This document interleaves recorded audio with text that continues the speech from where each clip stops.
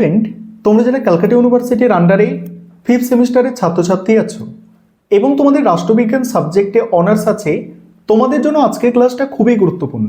আজকের ক্লাসে তোমাদের ডিএসসিসি 12 পেপার অর্থাৎ ওয়েস্টার্ন পলিটিক্যাল থট 1 এই পেপারের 100% কমনযোগ্য লাস্ট মিনিট সাজেশন নিয়ে আলোচনা করব।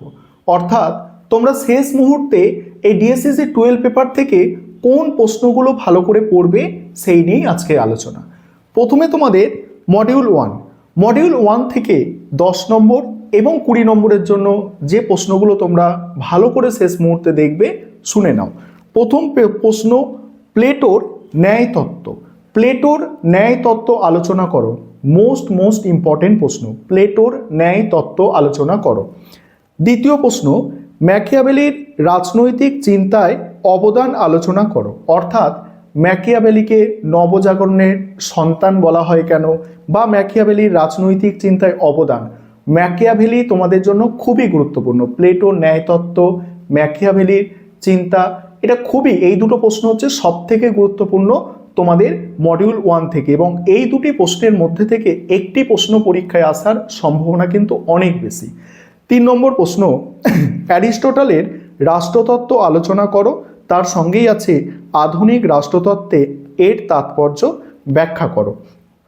4 নম্বর প্রশ্ন, রোমানদের আইন ও নাগরিকতার তত্ত্ব আলোচনা করো। রোমানদের আইন ও নাগরিকতার তত্ত্ব আলোচনা করো। আর তোমরা যারা ইংলিশ ভার্সনের স্টুডেন্ট আছো, তোমরাও আজকে ক্লাসটা দেখো, শেষে তোমরা সাজেশনটা ইংলিশ ভার্সনে পেয়ে যাবে। এবং তোমাদের এই ডিএসসিসি 12 পেপার থেকে যে মক টেস্টের প্রশ্নপত্র তৈরি করা হয়েছে, সেই মক টেস্টের প্রশ্নপত্রও তোমাদের আমি শেষে দেখিয়ে দেব। কি বললাম? রোমানদের আইন ও নাগরিকতার তত্ত্ব আলোচনা করো। আইন ও নাগরিকতার তত্ত্ব, এখানে এই প্রশ্নটা এরকম অ্যাডজাস্ট করে আসতে পারে, আবার সেপারেট আসতে পারে যে রোমানদের আইন সম্পর্কে ধারণা আলোচনা করো, বা নাগরিকতায় রোমানদের অবদান আলোচনা করো। এইভাবে আলাদাভাবে ভেঙেও প্রশ্ন আসতে পারে 10 বা 20 নম্বরের জন্য। পরের প্রশ্ন, প্লেটোর সাম্যবাদ সম্পর্কে ধারণা বিশ্লেষণ করো। প্লেটোর সাম্যবাদ সম্পর্কে ধারণা বিশ্লেষণ করো। এই 5টি প্রশ্ন মডিউল 1 থেকে টপ মোস্ট ইম্পর্টেন্ট প্রশ্ন, এই 5টি প্রশ্ন। এবং এর সাথে আরও একটি প্রশ্ন তোমরা দেখতে পারো, সেটা হচ্ছে সংস্কার আন্দোলনের রাজনৈতিক চিন্তার তাৎপর্য আলোচনা করো। সংস্কার আন্দোলনে রাজনৈতিক চিন্তার তাৎপর্য আলোচনা করো। আর সংবিধান সম্পর্কে অ্যারিস্টটলের যে শ্রেণীবিভাগ, এটা তোমরা 10 বা 5-এর জন্য তৈরি করবে। সংবিধান সম্পর্কে অ্যারিস্টটলের যে শ্রেণীবিভাগ বা সংবিধান সম্পর্কে অ্যারিস্টটলের ধারণা, এটা 5 নম্বর বা 10 নম্বরের জন্য তোমরা তৈরি করবে। খুব বড় হয়তো এই প্রশ্নটা দেবে না। আশা করি তোমরা বুঝতে পারলে যে এখানে মডিউল 1 থেকে তোমরা যে বড় প্রশ্নগুলো তৈরি করবে। এবার মডিউল 1 থেকে 5 নম্বরের প্রশ্ন যেগুলো তৈরি করবে ভালো করে শুনে নাও। প্রথম প্রশ্ন, প্লেটোর ন্যায় বিচারের তত্ত্বের মূল বক্তব্য আলোচনা করো। দ্বিতীয় প্রশ্ন, মধ্যযুগের রাজনৈতিক চিন্তার বৈশিষ্ট্য। 5 নম্বরের জন্য এটা সব থেকে গুরুত্বপূর্ণ প্রশ্ন মডিউল 1 থেকে, যে মধ্যযুগে রাজনৈতিক চিন্তার বা রাষ্ট্রচিন্তার বৈশিষ্ট্য আলোচনা করো। 3 নম্বর প্রশ্ন, ম্যাকিয়াভেলির চিন্তায় ধর্মের ভূমিকা। ম্যাকিয়াভেলির চিন্তায় ধর্মের ভূমিকা। 4 নম্বর প্রশ্ন, রোমানদের আইন তত্ত্ব। এটা তোমাদের 10 নম্বরের জন্য আমি বলেছি, 10 বা 15, আবার 5 নম্বরেও বললাম। তারপরে অ্যারিস্টটলের সংবিধানের শ্রেণীবিন্যাস বা রাজনৈতিক ব্যবস্থার শ্রেণীবিন্যাস, এটা তোমাদের 10 নম্বরের জন্যও বলেছি এবং 5 নম্বরের জন্যও তোমাদের কিন্তু বললাম। এছাড়া গ্রিক রাজনৈতিক চিন্তার প্রধান বৈশিষ্ট্য, এটা তোমরা একটু দেখে যাবে। এই গেল তোমাদের মডিউল 1 কমপ্লিট। বড় প্রশ্ন অর্থাৎ 10, 20 এবং 5 নম্বরের প্রশ্ন বলে দিলাম। এবার মডিউল 2 থেকে শোনো। মডিউল 2 থেকে প্রথম বড় প্রশ্ন যেগুলো করবে 10 বা 20 নম্বরের জন্য, প্রথম প্রশ্ন, জন লককে কি আধুনিক উদারনীতিবাদের প্রবর্তক বলা যায়?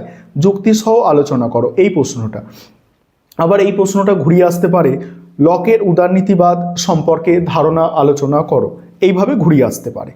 দ্বিতীয় প্রশ্ন, যা বোদিনের বা বোদার সার্বভৌমিকতার তত্ত্ব আলোচনা করো। বোদার সার্বভৌমিকতার তত্ত্ব, এই প্রশ্নটা তোমরা এখান থেকে মানে কমন পাওয়ার সম্ভাবনা অনেক বেশি। বোদার সার্বভৌমিকতার তত্ত্ব, ভালো করে শোনো, বোদার সার্বভৌমিকতার তত্ত্ব। বোদা আর বোদিন একই কিন্তু ব্যক্তি, এটাও মাথায় রাখতে হবে। 3 নম্বর প্রশ্ন, রুশোর গণতন্ত্র ও জনসার্বভৌমিকতার বিষয়ে ধারণা আলোচনা করো। 4 নম্বর প্রশ্ন, টমাস হবসের মানব প্রকৃতি ও প্রাকৃতিক অবস্থার ধারণা আলোচনা করো। 5 নম্বর প্রশ্ন হবে এবারে, রুশোর সাধারণ ইচ্ছার ধারণাটি সমালোচনা সহ আলোচনা করো। এই রুশোর সাধারণ ইচ্ছার ধারণা এটা 5, 10 বা 20 নম্বর যে কোনো প্রশ্নতেই তোমরা একটা না একটা পাবেই এই রুশোর সাধারণ ইচ্ছার ধারণা। তারপরে এই 5টা হচ্ছে মোস্ট ইম্পর্টেন্ট প্রশ্ন 10 বা 20 নম্বরের জন্য মডিউল 2 থেকে। এবং আরও প্রশ্ন আছে একটি, স্বাধীনতা সম্পর্কে রুশোর ধারণা, এটা একটু ভালো করে দেখে যাবে, স্বাধীনতা সম্পর্কে রুশোর ধারণা, ঠিক আছে। এবং তোমাদের বলেছি বোদার সার্বভৌমিকতার তত্ত্ব। এবং আরেকটি প্রশ্ন এখানে বলে দিচ্ছি যে হবসকে কি চরম সার্বভৌমিকতার প্রবক্তা বলা যায়, যুক্তিসহ আলোচনা করো। দেখবে প্রতিটা মডিউলের প্রথম দিকে যে প্রশ্নগুলো আমি বলছি ওই প্রশ্নগুলো হচ্ছে তোমাদের জন্য সব থেকে গুরুত্বপূর্ণ প্রশ্ন। এবারে 5 নম্বরের প্রশ্ন কোনগুলো করবে এই মডিউল 2 থেকে। প্রথম প্রশ্ন শোনো, প্রথম প্রশ্ন হচ্ছে হবসকে কি বাস্তববাদী দার্শনিক বলা যায়, যুক্তিসহ আলোচনা করো। দ্বিতীয় প্রশ্ন হচ্ছে সার্বভৌমিকতার সীমাবদ্ধতা বিষয়ে বদিনের চিন্তা বা বদিনের অবদান। 3 নম্বর লকের সম্পত্তির তত্ত্ব, খুব ভালো করে করবে। 4 নম্বর প্রশ্ন লকের প্রাকৃতিক অধিকার বা সহজাত অধিকার সম্পর্কে টিকা, খুব ভালো করে করতে হবে। রুশোর সাধারণ ইচ্ছা, এটা আগেও বলেছি আমি যে 10 বা 20তেও আসতে পারে বা আবার 5এও আসতে পারে। রুশোর গণতন্ত্র বিষয়ক ধারণা, এই হচ্ছে তোমাদের টোটাল সাজেশন। এবারে তোমরা মক টেস্টের প্রশ্নপত্র এবং ইংলিশ ভার্সানের প্রশ্নগুলো একটু দেখে নাও। তোমরা যারা ইংলিশ ভার্সানের স্টুডেন্ট আছো এবারে তোমরা সম্পূর্ণ সাজেশনটা দেখে নাও। আমি স্ক্রল করে যাচ্ছি, যেগুলো স্টার চিহ্ন দেওয়া আছে এগুলো হচ্ছে সব থেকে গুরুত্বপূর্ণ। প্রতিটা প্রশ্ন বাংলায় লেখা আছে এবং তার নিচে দেখতে পাচ্ছ তোমরা ব্র্যাকেটের মধ্যে ইংরাজিতে লেখা আছে। এগুলো 5 নম্বরের প্রশ্ন যাচ্ছে। এরপরেই আমি তোমাদের মক টেস্টের প্রশ্ন নিয়ে আলোচনা করব। এবং তোমরা যারা পরবর্তী সেমিস্টার অর্থাৎ 6 সেমিস্টারের জন্য আমাদের পেড ব্যাচে অ্যাডমিশন নিতে চাইছো, এখন থেকেই তোমরা অ্যাডমিশন নিতে পারো, অর্থাৎ আমাদের কিন্তু অ্যাডমিশন প্রসেস শুরু হয়ে গিয়েছে। এবারে তোমরা মক টেস্টের প্রশ্ন